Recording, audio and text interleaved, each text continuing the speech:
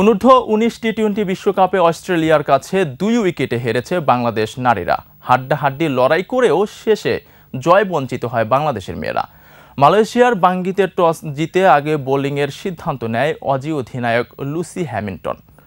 Aussie বোলারদের নিয়ন্ত্রিত bowling bat করতে নেমে মাত্র 53 রানে 6 উইকেট হারায় বাংলাদেশ। দলের সর্বোচ্চ রান করা আফিফার রান আরও দীর্ঘায়িত হতে পারত। রান আউটের ফাঁদে পড়ার আগে 29 রান করেন এই মিডল অর্ডার ব্যাটার। আসা যাওয়ার মিছিলে থাকা বাকি ব্যাটাররা 10-এর নিচেই থাকেন। শেষে 9 উইকেট হারিয়ে 91 রানে বাংলাদেশের ইনিংস। জবাবে ব্যাট করতে নেমে ওপেনিংটায় ভালোই ছিল অস্ট্রেলিয়ার।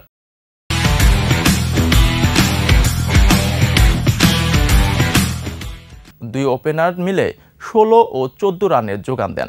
অধিনায়ক হ্যামিল্টন করেন 30 রান। অজিরা দুর্দান্ত থাকলেও বাংলাদেশের বোলারদের আগ্রাসনে আত্মবিশ্বাসের চির ধরে। শেষ পর্যন্ত 4 বল হাতে রেখেই 8 উইকেটে 98 রান করে অস্ট্রেলিয়া।